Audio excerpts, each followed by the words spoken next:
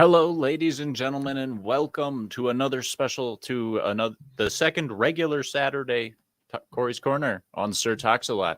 I hope you're all doing well. It's been a very slow week, honestly, for stupid ass news. It's all been flooding with other bullshit. So, oh well, I guess. We do have some fun news stories today. We're going to do a little interview with our guest today as well. The wonderful ranch-loving Shagsworth. I almost made him spit his coffee. I said that while he was drinking on purpose. All right. How you doing, sir? I'm doing well, man. Pleasure to be here. Hell yeah. Happy to finally have you on. Been doing anything fun lately? Well, I said pre-show. I've been just doing some renovations in our basement. It's been fun. It's been educational and very expensive. Yeah. But it was much needed. And it's been a nice bonding experience for my wife and myself, because we spend a lot of time apart because of like work and everything. Right. And it's really, brought us together to like do these projects, work together. But that's really it. And, obviously doing YouTube stuff. We finally hit our 1,000 sub mark, monetized, partnered. Congratulations. Thank you. So that was, it's been a long time coming and a lot of hard work, but that's really it. Just trying to keep my head above water and breathe for now. I feel that. So real quick, we're going to say hello to Ghosts of Chats Past. Hail Ryan Roger Athe. He says, yay, go Cory, go Shagsworth. Woo. Yeah, buddy. I'm sure he'll pop back in at some point, but whatever. Yeah. So, hit 1,000. How long have you been doing it again? So, well, my YouTube channel is I think it's 8 years old, because I started it thinking I wanted to make gaming content. Right. And then I uploaded 4 videos or 5 videos and then ghosted it and then just used it to watch stuff.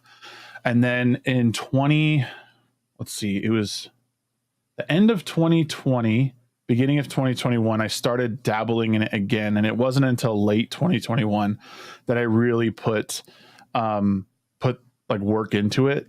Hell yeah. Because I just left Twitch and decided to I got to start doing other things like recorded content, and I just didn't like how Twitch was doing things, and which is funny because now I'm I don't really like how YouTube is doing things. So especially with the ability to reverse and charge back now.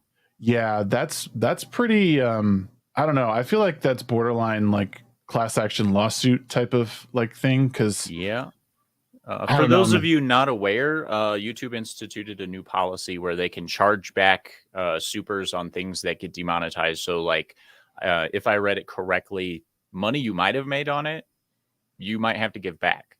Yeah, to put it in simple terms. Yeah, and they would basically charge future super chats or memberships, back on you, which is insane to me, because it's like going back to someone's tweets from 10 years ago and be like, that's problematic. You're fired. Yeah, you're fired. Right. Never mind that you may have learned something in that time, or you may have in between that video and where you are done a retraction on it. Yeah. Whoa. Personal growth isn't allowed on the internet, bro. Right. I mean, come on. They don't want to see that. They expect you to stick to the same old. That's it. Which is why my channel's not performing very well, because I keep changing things. Yay. I just actually stepped into the Twitchverse, doing the TalksALot gaming stuff. I'm doing first impressions, game reviews, first hour of gameplay, that kind of stuff. Nice. So we'll see how that goes. But overall, I'm not impressed with any of these streaming services being gigantic dildo farms. So yeah, I mean, the problem with Twitch is it's the discoverability side. So on YouTube, you do content, and once you get a certain library of content, people can just discover. You don't have to be online. So between December and early January, I'm just getting subs all the time, because certain videos are hitting harder than others.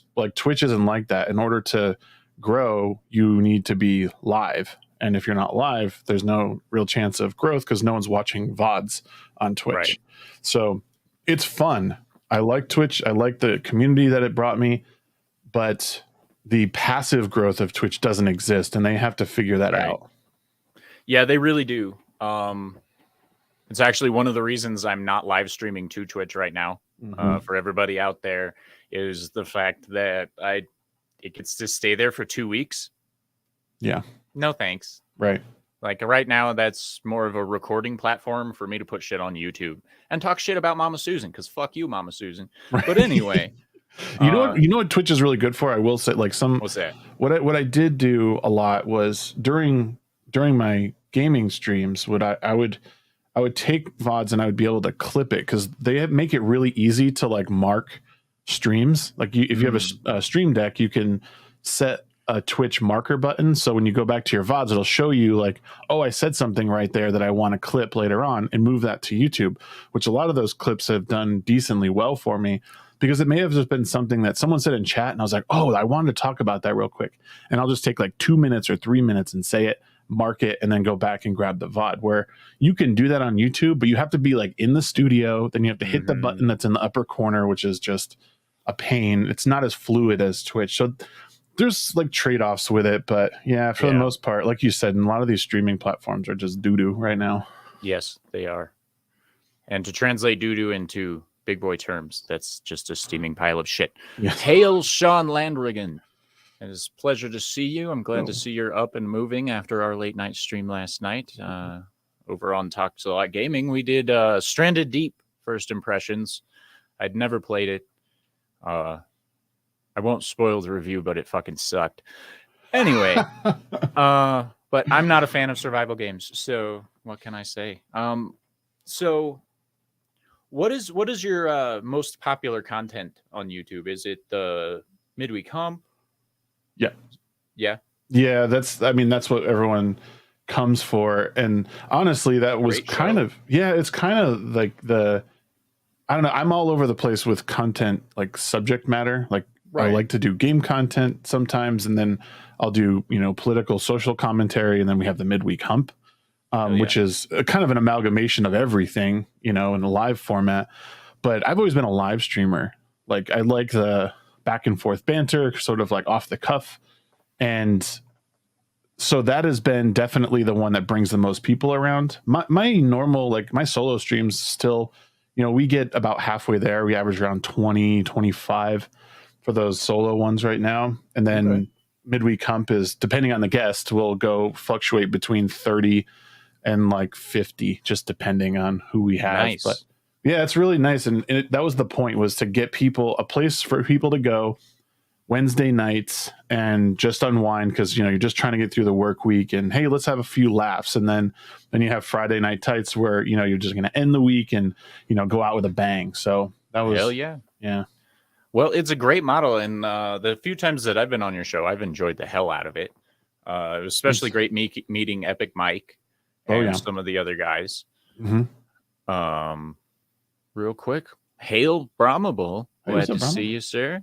Hail Bishop, he says, hello, new blood, retired Navy IT, chilling. If World War III happens, I'll be hacking Russian servers. Well, it's good to see someone's willing to keep up the good fight. That's awesome. And the ghost reappears. Hail Ryan Roger Athay once again. Hail to Skirmitar. Glad you could make it. We're just having a wonderful time with our friend Shagsworth here. So this is a question I don't ask many people, but what would you say is your motivation behind creating content and being on? I think I have 2 young kids.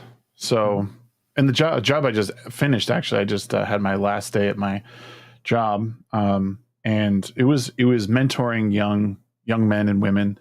And I think that's kind of what I found I liked. Like raising kids, you're raising the next generation. If anything, a lot of us are in this culture war of, trying to salvage what we can and create the best for, the next generation. So I think that's what I try and do. And as silly as the midweek hump is, we try and have some serious moments where we're like, hey, like this is an important thing. Like we have to call this out.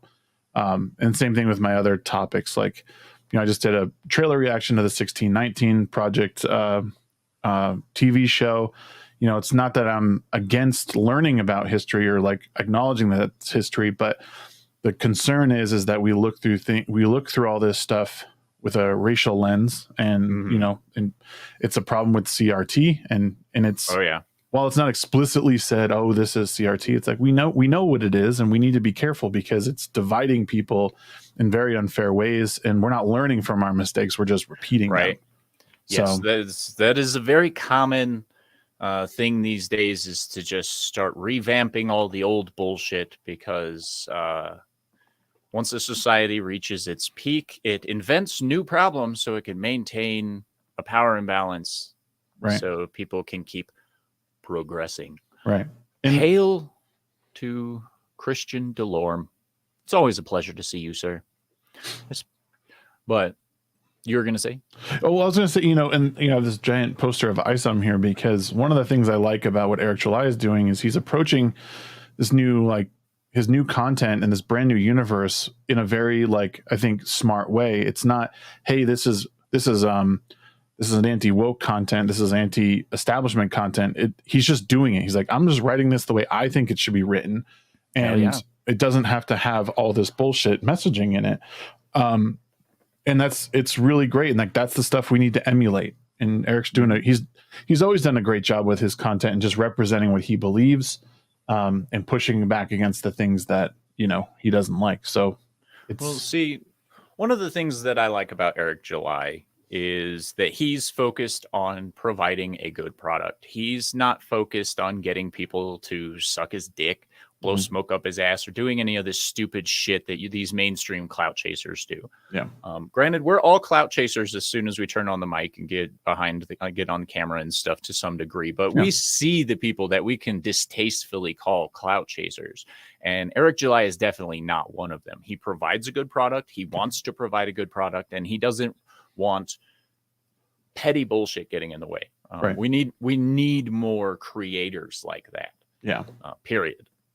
So, I mean, at the end of, you said it, and I think what people don't realize is like, oh, I'm not a clout chase. Like, you're right. Like, into some respect, like we're all chasing that because we want people to hear our message, right? And you can't do that without some sort of, you know, clout, I guess. You know, it's some kind of sort of influence, right? And that's come to be a pejorative in a way, but like it's really like what we're all going for, because we want people to take us seriously, and the only way you take it seriously is that perceived clout of a lot of subscribers or a lot of interaction, right? You know, but you know, one thing I've learned from the fellowship is that you don't need a lot of anything. You know, you just, like, watching a lot of these younger content creators, and or even, you know, smaller ones, like you get a really good perspective. It's a more real perspective because they don't really have anything in the game. There's no skin in the game yet. It's just, I'm here saying stuff because I believe it. Whereas as you move up the ladder, you start being like, well, is he saying this because he actually believes it, or is he saying it because it's pumping his numbers up? But yes, intent matters. Yes, absolutely. And the more you're in this sphere and the more you're around people in the community, you realize like there's a lot of legit people here who are just trying to make a difference. And yes, indeed. Yes, deal honestly and seek the truth. That's the whole game, ladies and gentlemen. I'm not going to ask for specifics on anything, but how have you been able to handle the controversies that pop up being a streamer? You know, because there's always people with hurt egos. There's always people that like expect things from you, even though you don't owe them stuff and stuff like that. Like, what is your philosophy in dealing with streamer drama? It's hard. It really is, because the only thing you can really do is control like what you can control, and which is basically how you react to something, right? And so when it comes to social media stuff like Twitter, I have my notifications turned off unless we're mutual friends. Right. So I don't see a lot of the hateful stuff that people might put on threads, which is not a whole lot right now, but every now and then you get people who are just trying to be jerk offs. Like within community stuff, like I haven't experienced it too much, but there's been a few people who have high expectations of me, and when I don't deliver, they get mad and they voice those opinions. I'm like, listen, this is all fun and games for me right now. And I have a family, I have a job full time, and I can only put that energy into it. Right. And like, there's a reason I go live at 9 p.m. Mountain Time. It's inconvenient for a lot of people, but that's what I can give, Yeah. This is 11 a.m. people. Right. And if people can be here, great. Yep. If I can't game with people, like, I'm sorry, it's not personal. And I tell people this all the time because I've gotten into discussions where people are like, why aren't you like, what? We used to be talking all the time. I was like, I was a different person a few months ago. And now I have an obligation to do certain things that I want to do. I wish I could game, 10 hours a day, but I can't, I would love to, but I just fall behind. So I have to be very picky and choosy about the times. And I'm sure you get this. Like, if you do play a game, sometimes you just want to be alone and have it be quiet. Yep. Like, I talk to people like 5 days a week, like on the internet. Some days I just don't want to hear other voices. So it really just comes to like disciplining yourself. Or for me, I have to discipline myself to just take my own time and just lay out for people what I can and cannot do. And I can't budge from that. And the minute I can give a little more, I'll let people know. But that's all I can do, Yep. Absolutely. Yeah. Truth, my friend. Hail Omega Star Productions. Glad to see you here. Been a while. That's a joke, by the way. He lives with me. Oh. So are you having fun still? Yes. It's so I the way I think of it is I've been having fun, especially since we started the midweek hump, 42 weeks ago. But now that I'm like a YouTube partner, I feel like now it starts, right? Like everyone thinks that partner is like the end goal when it's like that's the beginning. Like now the real work starts. So now it's more exciting now of like, okay, what do I have to do? Again, I set my expectations with my community. Like, this is what you can expect.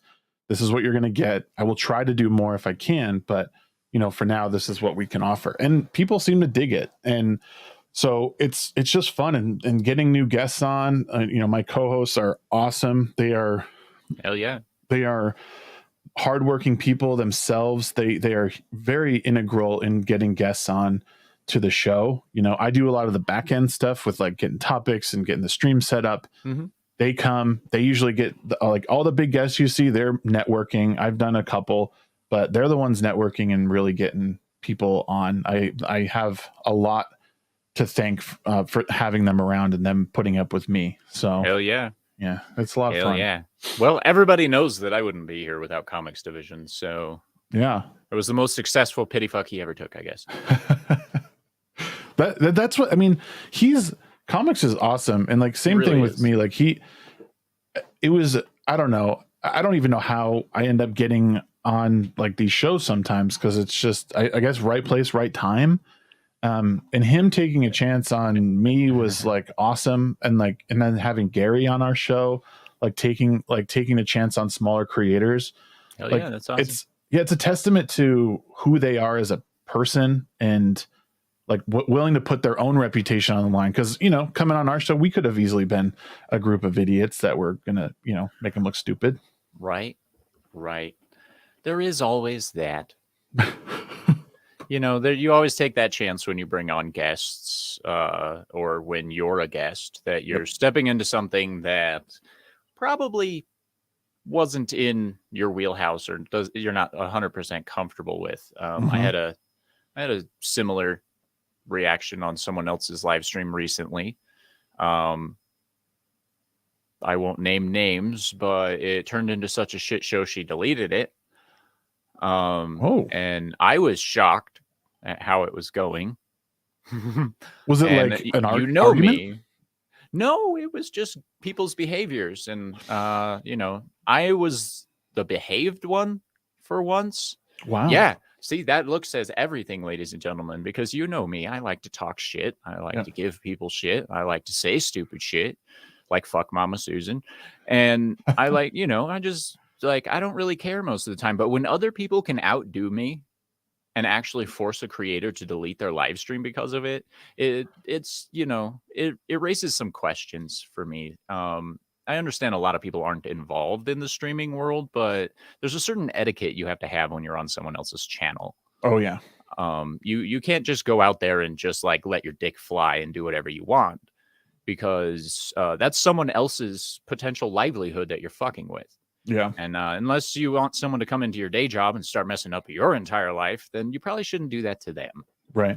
Just small warning in case any of you special people are watching. Quit fucking around on other people's stuff. Well, if you want to come here and fuck around, that's fine. I don't care. Yeah. So, well, I was gonna say too, like that's what makes streaming hard. Like recorded content is one thing, but I think people stepping into the live streaming world need to realize if you are hosting a show, you need to know how to step in and stop something when it happens. Like I had that, like even our show with Gary, someone came on and started being a little bit too argumentative, and I had to like, mute and like stop because, I don't want the first time guest, and especially someone like Gary, to be like, oh, what the fuck? This guy can't even handle his own show. Now, it was in good faith, but at the same time, I need to know when to like insert myself into it. And when you're hosting stuff, if you're not willing to do that, you should probably hold off a little bit and see how other people operate. And it's also a matter of confidence, because the first time something like that happens on your live stream, it kind of hits you a little bit and you're not 100% sure what to do. So you have to have the confidence to actually deal with, the messes in your own house. As Sean Landrigan says, it's like being in someone else's home. Yeah. You have to have the respect for the person that they deserve for being on their channel and their content. Yep. Now, as we can tell, Shagsworth appears to not be very big on cussing, which I'm totally fine with. He's got kids and stuff. I have a teenager, so I don't fucking care anymore because he's. But hail Parrothead. I'm glad to see you, sir. But if you're going on someone else's channel, just show respect and don't be a douchebag. Yeah, it's the golden rule. Don't be a dick. Yep. So it's pretty simple. I can talk like a sailor when I need to. It's just because I'm trying to get into the habit of not, because now that we have monetization, it's like watching a video immediately become limited because like we swear in the first couple of minutes is like, it's really shitty. But it's one of those other things you have to consider when you're actually established as a content creator. But one thing I was happy. So the 1619 project trailer reaction was limited because of limited monetization because of the subject matter. Right. And so I appealed it and it got approved for full monetization. So I was really happy about that. My first review came back successful and I won. It just goes to show you how they're not even really, they're just taking us, 1619, like, okay, we know that's controversial and this content creator has other things that they're talking about. So we're going to limit that immediately.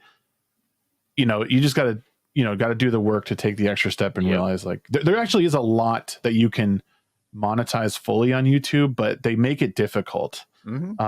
So you just got to keep up with it. Indeed.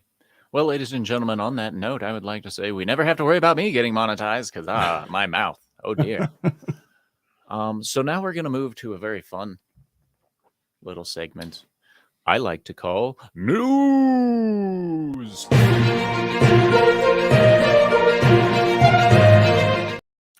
First story we have today is starts with a question. How pissed off are you at N.E.W.S right now? The candy company. Oh, yeah. Didn't they have that whole thing, like that women campaign? Oh, yeah. Goodness. M&M's new all-female package sparks outrage. Yes, I feel the ire building inside, I guess. So all of this, of course, comes from our wonderful friends over at the CW. I'm just going to say. So we know it's reliable news when it comes from the CW. Yeah. I'm just saying. So candy makers announced that they will do an all-female pack that's purple, brown, and green, which is their all-female characters who are upside down on the package to celebrate women everywhere flipping the status quo. It's just like, it's just not even funny. It's not funny. It's not unique. It's just weird. It's in my opinion retarded. Yeah. Because this hits in the same way that Skittles really pissed me off when they did the gay pride gray Skittles. Taste that rainbow, ladies and gentlemen. Who fucking cares? It's candy.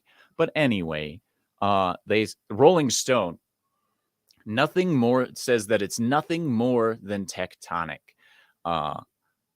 It's groundbreaking that they're doing this, because the purple one, of course, represents body positivity, because she's an overweight peanut M&M and she's so proud about it. And then, of course, green, how they have the thousands signed a petition to keep green M&Ms sexy. You people are fucking degenerates, first off. Second of all, they took away her high heels as a character.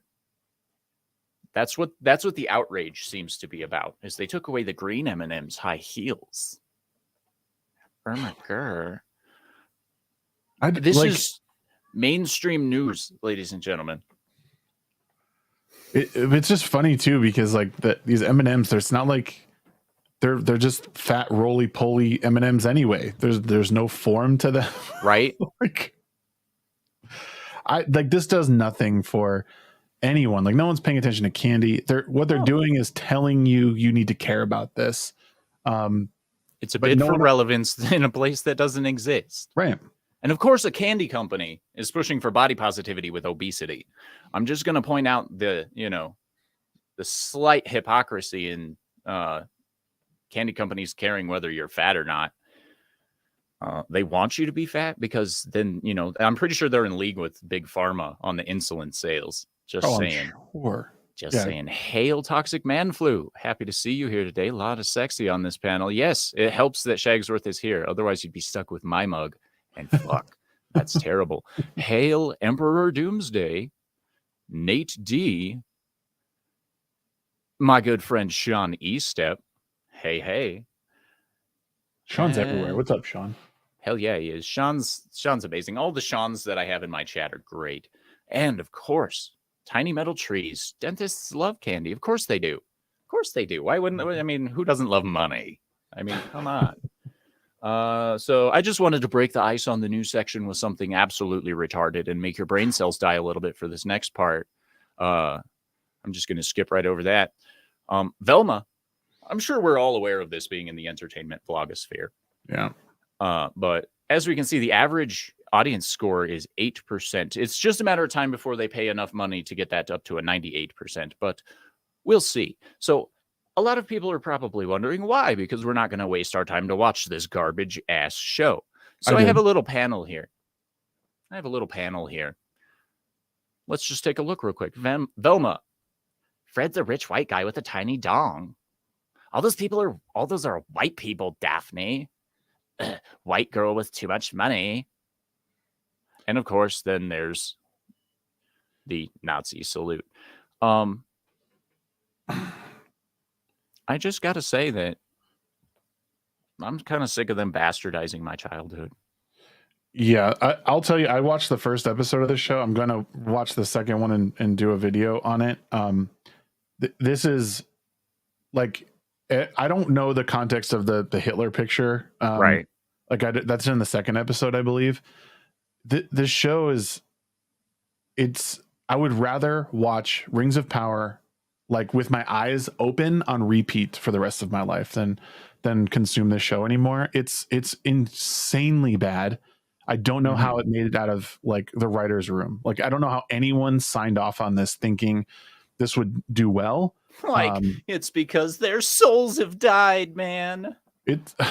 Yeah, and like for real, like Fred is so poorly written, and Norville, who's Shaggy, is right. This is the Black Shaggy.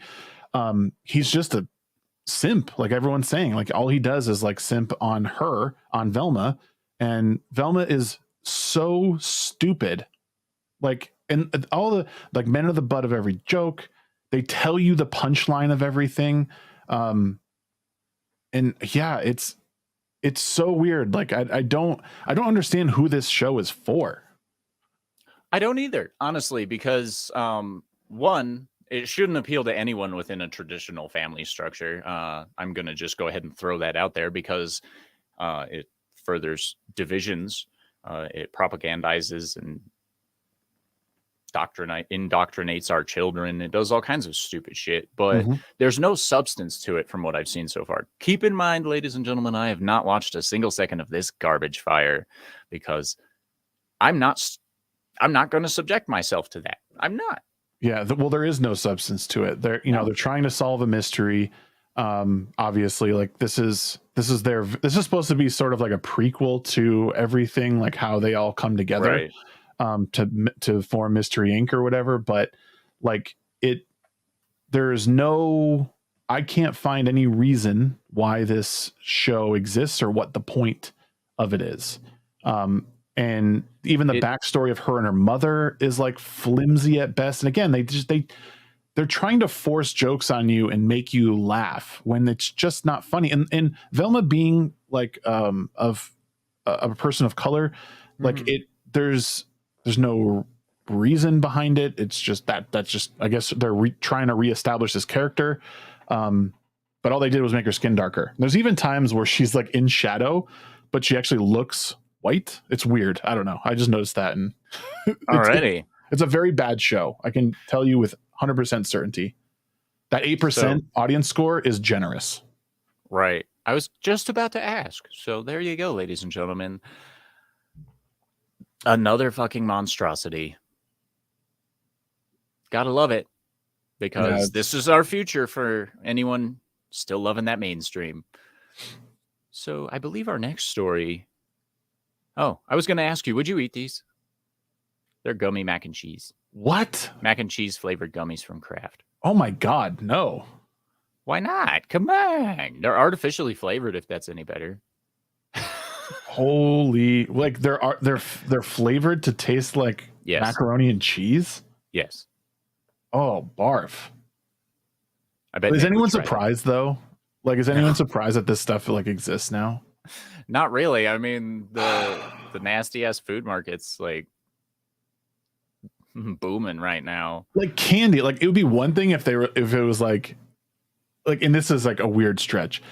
It would be interesting if it was like some sort of like meal supplement, like 5 of those would like be enough protein to like fill you up or something. But candy, ugh. Right. Right. And Emperor Doomsday. Oh God. Exterminatus. Yes. And I aptly named that one Why. Oh God. So that's a no. That's a hard no. Big, on that. yes, big no. Okay. So Flash star Ezra Miller is getting 1 year probation and $500 fine because he pled guilty to a misdemeanor of unlawful trespassing.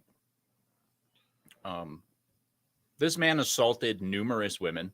I won't call it they, them, whatever. It assaulted many women. It broke into homes. It caused public destruction, and it gets a $500 fine. Out of all the people they went with to back for their heinous crimes against humanity, Ezra Miller. What are your thoughts on this exactly, Shags? It's not a surprise, like not even a little bit. No. Because these companies need to seem noble, right? They need to seem like, well, he's part of a marginalized group, and we need to back that. Like that's the play here, and they're going to be heroes for it. Even though this movie is going to be shit, and the DC is just it's falling apart at the seams. Like keeping Ezra Miller is probably the worst decision they could make, and they're going to find out. And as I think a lot of us are on board with, some of these companies just need to fail. And they need to go bankrupt because they need to learn from their mistakes. And if they don't, they need to go the way of the dodo. I agree 100%, 110% on that because they clearly don't care about what they're doing anymore. It's a virtue signal. 100%. 100% virtue signaling, and clearly, too much pegging going on over at WB. Omega Star says, he's special. Yeah, he is. Ugh. But if this, make no mistake about it. If like, I made a video about this a while ago, but Ezra Miller is a protected class, and then you have someone like Chris Pratt who steps out of line a little bit, but because he's conservative and a God-fearing man, loves his family and all that, like he is held under a microscope, and he is there to, like, they will lambaste him and cancel him way faster than Ezra Miller because he's a cis man. with no issues, and he's privileged. Yeah. It's sad because what Ezra Miller needs is a lot of help. I know there's several stipulations. I think I read there's like 40 other stipulations that he's got to like, it's like random drug testing, AA, a whole bunch of stuff that he's got to do over the next year. Yeah. But it's a slap on the wrist in the long run, and it really is. You know, as a forensic psychologist, I'll just touch on this real quick. His pattern of abusing women, his constant drug use, his constant scapegoating towards mental diseases, which I'm sure he has a couple, primarily being a narcissistic sociopath. But all of this screams, as a forensic psychologist, preferential offender. Yeah, he has preferences towards who he abuses and does all this stuff too. And one thing that any self-respecting, smart forensic psychologist will tell you is that preferential offenders don't fucking change. Right. They keep going. It's just like pedophiles. It's like everything else. This man groomed a 12-year-old girl, for God's sake. So I'm just saying, this person, not the last time we're going to see them doing stupid, bad shit. Oh, for sure. For sure. Wait until he violates his probation the first time, because he's going to go do some blow and drink a bunch of whiskey and hit women with chairs. He's misunderstood. Yeah. Like all the villains that are being written today. It's fantastic. Yeah. I mean, it's essentially it's real life, like Hollywood writing at this point. It's like you take people who are the worst and you humanize them, which I'm not saying is not necessary. I think with real life people, I think you need to show the human side of things. But, like I've told some of my students, I was like, some of you guys will fail. Like, and that's just part of the game. Like, you won't all make it out of here. Some of you might get kicked out, whatever. Like, you just need to work as hard as you can, stay on the straight and narrow the best you can. But some people just won't listen to it. And someone like Ezra Miller, it's very likely that he will not. He's going to relapse. He's going to 100%. Mess up again. Yep. And these companies will yet again make an excuse. I don't know for how long, but I would say they're going to give him at least another chance. Yeah. I don't think that any of these companies will turn their back on Ezra Miller ever. Nope. Sometimes it takes years for them to come to a realization that they made a bad choice, but they don't own up to bad choices. So hail Boosh McFadden. Glad to see the most wonderful chef in the world. He just recently turned my brain to a new butter-based sauce. It's a classic French butter sauce. I'm going to try that at some point, but it takes anywhere from an hour to 2 hours to make, from what I was reading. So, yeah. Oh, yeah. And Bush also says he'll behave as long as he's away from the public in rehab. Yeah. As far as we know, we just won't hear the bad things that he does. Just saying. Yep. And this, ladies and gentlemen, is my favorite fucking news story of the day for many reasons. Okay. Prince Harry used Elizabeth Arden cream for his frostbit todger. For all those who don't know what a todger is, that's British slang for his cock. He had a frostbitten cock. That's right, ladies and gentlemen. He used Elizabeth Arden cream on it. Why is this important? Because I don't know why I screenshotted that one. This is why. I found the tube, and as soon as I opened it, the smell transported me back in time. I felt as if my mother was there in the room. So while he's rubbing Elizabeth Arden anti-aging cream on his todger, he's thinking about mommy. And I didn't screenshot this, but mommy dearest only ever used this on her lips. So he was thinking of mommy's lips while rubbing his todger. I heard the passage from his book. It's in his like memoir or whatever. And it was like, it's just the weirdest thing to listen to. Cause it might, I don't know. It wasn't necessarily explicitly sexual, but the way it was written was like, yeah, it was like a thought that crossed his mind. And I just thought, what the, like, this is something you just don't need to write. Like, keep this with you, between you and your psychologist. Like, you don't need to put this out for the world to hear. Right. By the way, ladies and gentlemen, that audiobook is called Spare. Yep. Yeah. Woo. Hail Ruben Christopher Haynes. He says, what the actual fuck? Indeed, slut lord. What the actual fuck? Diablo Dame Ruben? says, extreme weirdo. Hail Diablo Dame. And of course, Sean Landrigan. What the fuck? That's right. To all of you who worshipped royalty for so long. This is your prize right here. Harry writing a tell-all novel about how he pleases himself with his mother's lip cream. That's right, ladies and gentlemen. Make sure you're idolizing those people as much as you possibly can, because they're totally worth it. Speaking of these silly ass things, no, that's not one I wanted to share. That's the wrong stream. More UFOs reported than ever this year. Just throw that out there. Yeah, that's a discussion for Drew. So, what are your thoughts on celebrity worship? I understand why people do it, but I think we need to take a step back and realize most celebrities, especially with like actors in Hollywood, they're a special breed and for a reason, and you need to just take what they say with a grain of salt. Like, yeah, they're normal people who are in extraordinary circumstances. You know, they're not like they're studied on stuff. Like, there are some celebrities who I think they have college degrees and they're very smart, but for the most part, they're just everyday people who can lie to you and make you and convince you that there's someone they're not.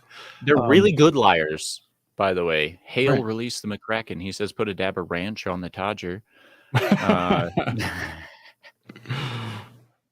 And then Boosh being obscene. It puts the lotion on its skin. Mommy. Yes, indeed. So celebrity worship has always confused me because of that exact reason. They're literally just regular jack-offs that, you know, have this special ability to lie better than everyone else. Right. For a long time, I wanted to be an actor. It's still a goal, but it's not the primary goal anymore, ladies. Because what am I shooting for? Exactly. But I've noticed in the streaming world, some of these streamers are also getting that strange following of worshipers. Hail Zombie Box Reviews. Do you think that streamers, because of their often more authentic nature, deserve a little bit more of the praise than the celebrities? Or do you think it should just like stop? I don't think so this is something I've said a few times, and I talk with my students about it. I don't think anyone's deserving of anything. I think how you carry yourself, and I think how you, I think you should be judged by the things that you're doing. So, like, again, I would love for people to, you know, fall on my every word, because I think what I say is pretty good, but I think everyone needs to critically think about the people that they're watching. Whoa. And whoa. I know.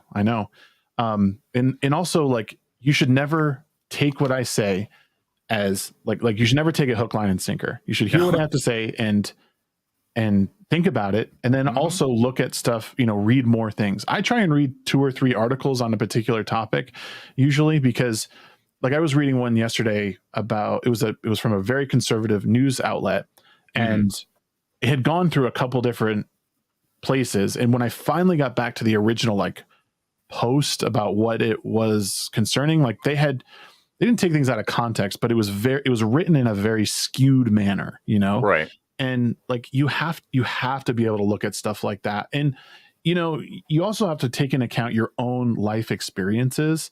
Like, some of my community members do not like the police at all, which is fine. My mom was a cop. I know a lot of great police officers. So while I think that there's a lot of improvements that can be made in law enforcement, a majority of the people that I know who are cops are great people, and they want to do good for their community. I know that's not the case everywhere, but again, my experiences are different than other people's. So you shouldn't be no one is owed anything when it comes to the respect. I think if you build an authentic platform, again, we'll point to Eric July. He's always been forthcoming about who he is, what he believes. And that gives him a huge leg up, authenticity, right? So if you're authentic, if you approach things in an honest manner, I think you're deserving of that. But again, people should be skeptical. Yes. Question everything. Right. Trust but verify is what I like to say. Yeah, that's a good way to put it, actually. Yeah. Trust but verify. Yep. That's a fantastic way to put it. Toxic Man Flu says, "You both know me. I'm awesome and always right. I deserve her to be followed. I deserve her to be followed. I deserve her to be followed." Unsubbed. Yeah, Sean. Automatically unsubbed from Toxic Man Flu because he thinks he's awesome when he's not. Yeah. I know you, Tox. Gosh, don't worry. I'll sing my song later or we're working on stuff and I've gotten behind on all my projects. Oh, yeah. Would you follow me? I'd follow me so hard. Toxic Man Flu 2023. So, Shags, what's your favorite movie of all time? Ooh. So it's two. There's two. Okay. The Shawshank Redemption is Great movie. I don't know. I just think it's one of the pinnacles of filmmaking. And then it right alongside of it, like I don't know if I could put one over the other, is 12 Angry Men. Okay. That is like, just from filmmaking point of view, like for having the movie takes place around one table in one room for like an hour and a half. Yeah. And somehow they're able to they build tension, they develop characters. It's truly a wonder, like how this was done. And modern filmmakers could learn a lot from watching that movie and studying it more. So if you haven't seen 12 Angry Men, you need to not the remake, the original, for sure. Hell yeah. The original 12 Angry Men was great. Boosh here says genre. If you're asking me to specify a genre, I don't get that specific. I like vague, broad ass things. But what is your favorite genre? Like if you could just pick one as like what you watch the most, let's say. I probably watch action films for the most part, like that, like growing up, like Total Recall, T2, like all that stuff was like what I would watch and love. I do like getting into, like, there was a movie I was watching last night. It's called The Way, Way Back. Okay. It's actually a really good cast, but it's on Hulu right now. And like Sam Rockwell's in it, Tony Collette, what's his name from 40-Year-Old Virgin? Why can't I think of his name? It's totally I don't know. Is it not Steve Carell? Steve Carell, yeah. Like I like watching some of those like sort of independent type of movies that come out that are kind of quirky. Mm-hmm. It like Captain Fantastic. There's so many different ones out there that are just kind of strange, but it's there. Action has always been like the things I gravitate to, and then drama after that. Yeah. Hell yeah. I myself absolutely love violent action movies. The more violent it is, the better. And as weird as this sounds, I love horror, but I don't like them being overly gory. Yeah. Because in my opinion, gore is a cheap way to get people scared. Yeah. Like visceral, psychological moments of fright. Yeah. Murder porn's stupid. Yeah, it is. It is. I mean, Hostel, Saw, all those things, like I watched them, but I won't say I enjoyed them. Saw, when it originally came out in my mind, keep in mind I was like 13, 14 when that movie came out initially. I thought it was actually quite a revolutionary movie in the cinematics and then its approach to storytelling. But of course, numbered sequels. Yeah. Suck big balls. Hail River Miles. Turbo Kid. All right. I'm assuming that's a movie. But so we're in our last 10 minutes, ladies and gentlemen. I know it's technically 11 minutes and 11 and a half minutes, but whatever. So Shags, what do you got going on in the future, bro?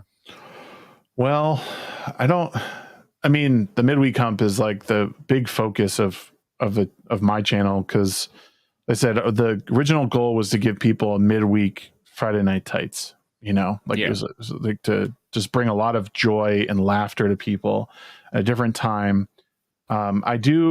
I really do want to like get more into like the film and movie reviews, because I've watched so many of them, and like bringing my own perspective to it. And, even though a lot of these things are just absolute trash, like I do enjoy seeing like what it is they think is funny and what they think is like, right. Progressive. But So down the line, I hope to get more of that stuff out. Like I'll be recording a Velma review in the next couple of days here. Okay. But I mean, really, just keeping up with my own content is and not getting ahead of myself. I also have. So I was on my friend Left Eye Ego's channel last week, and they got out of me that I've been writing a novel, and so that is something that I'm looking to like finish because I've been working on it for a while and I keep putting it off. And I started back into it this week and I'm like hooked on it again. So my hope is to get something out by the end of the year that people can sort of buy into or pre-order so I can get it moving. It's that's an eager goal. I know it doesn't seem like it, but my primary focus is YouTube. And then after that, if I can get into the writing aspect of things, it's a story that I've been messing with for a while. It's a historical fiction novel. That's awesome. Yeah. And like the Fellowship has been very, very giving to, these Iron Age creators. And I feel like I need to get my hand in that and tell a story that's not filled with identity politics. And just, and all that. It's just a good story about hardworking people about, I don't know. It's just, I mean, this is like a year for me, like to start off in the YouTube partner program in 2023 has been really motivating. Yeah. So that's the goal is like get the novel pretty much ready to go for either late 2023, 2024, and then, continue growing the midweek hump and putting out more review content. Hell yeah. Yeah. That's awesome. That's great. So if you're watching this and you're not subscribed to Shagsworth, you should just go over and do that. It's the pinned message in the public chat right now. But if you're here and you're not subscribed to Shagsworth, I also wonder how you found me. Just saying, because here I release my own brand of mediocrity. Just go check out a video. You'll see. If you want to help me celebrate my mediocrity even further, make sure you go follow me on Twitch. It's Sir TalksALot YT on Twitch right now. The brand change has not gone into effect anywhere yet. That will happen later this year. But right now I'm doing first impressions, ladies and gentlemen. It's game reviews while I do the first hour of the game. Don't come for the shitty-ass games I'm playing. You come for the ridiculous commentary because the things that come out of my mouth will make you laugh and cringe at the same time because it's fantastic. So far, I've done DayZ and Stranded Deep. That was that pile of shit I played last night. That's right. What were your thoughts on DayZ? DayZ was actually fun. I can definitely see how it would be more fun with people because I was playing by myself, just running around and stuff. I did manage to break the game, as I always do, right at the end. Lots of glitches because that's me. Well, that's the game, but that would be a fun thing for you to do with like voices because you have like, I mean, you're a voice guy, right? So yeah. you should like that would be a fun thing because there's a lot of great RP servers with DayZ. So hopping on there and like trying to like mess with people would be really funny once you learn the mechanics of the game a little bit. Yeah, because it could be kind of wonky if you don't know the controls and stuff. But I think you would be hilarious doing something like that. Hell yeah. Well, I'm definitely going back to that game. Just so everyone is aware, I'm definitely going back to DayZ. Sean Landergan says last night's stream was hilarious. I will have a cut down version of that for YouTube later on today, probably. Because I know a lot of people don't like Twitch, so I will continue to service my YouTube community because you're way bigger. But the goal is affiliate by February. Not hard. I'm already at 11 or 12 followers. I'm averaging 2 to 3 people in the chat and viewership every time. Mm-hmm. It's not too bad. So definitely go check that out. If you want the full streams, it's on Twitch. If you want the cut down versions, just hit that subscribe button. Make sure the notifications are turned on. Also, I guess I should say that I'll be doing a semi-large panel live stream on Monday at 11 a.m. Mountain Standard Time. It will be the first one of many regular ones. I was going to do one last Monday, but I wound up with such bad back pain that I was like, fuck it, I can't function. So pushed it back to this coming Monday. So make sure you're subscribed for that. I'm also going to be on Yelling at Parked Cars with Comics Division and the boys. I have to check with Nick and the schedule, but I am planning on being on Toxic Tuesday for the Wayne's World discussion. And that's going to be badass because I love that movie. But tomorrow I'll be on Drew's Through the Midnight Prism at midnight Eastern time. So go check that out. That's paranormal, UFOs, you name it. We talk about it. It's fantastic. Supreme Heretic here on YouTube. I'm trying to remember what else guest appearances I have. I don't want to forget any. Thursday Night Throwdown. I was on my first Thursday Night Throwdown last week to celebrate with comics on his 11K. That was a fun show. Hell yeah. We definitely love having you on. I will speak for everyone in the Dix division and across the Pixel Nation. We love having you on. I did want to say too, I just realized who Ryan Roger Athe was. He did a video on me like not too long ago. Oh yeah. Like up and coming streamer. It was really, really nice of him. It was like one of the first. Yeah, the Rising Stars is like he's a kick-ass guy. Yeah. He really is. Thank you, Ryan. That was really, really cool of you. Hell yeah. And I know Ryan, so if you ever are interested in he likes to call himself the CIA of YouTube, but he gets a lot of details wrong, so he is the CIA of YouTube. But he's a fantastic interviewer and stuff. If you ever have an opportunity to go on his show, I would absolutely recommend it. It's very structured, but he's also a very fun-loving man.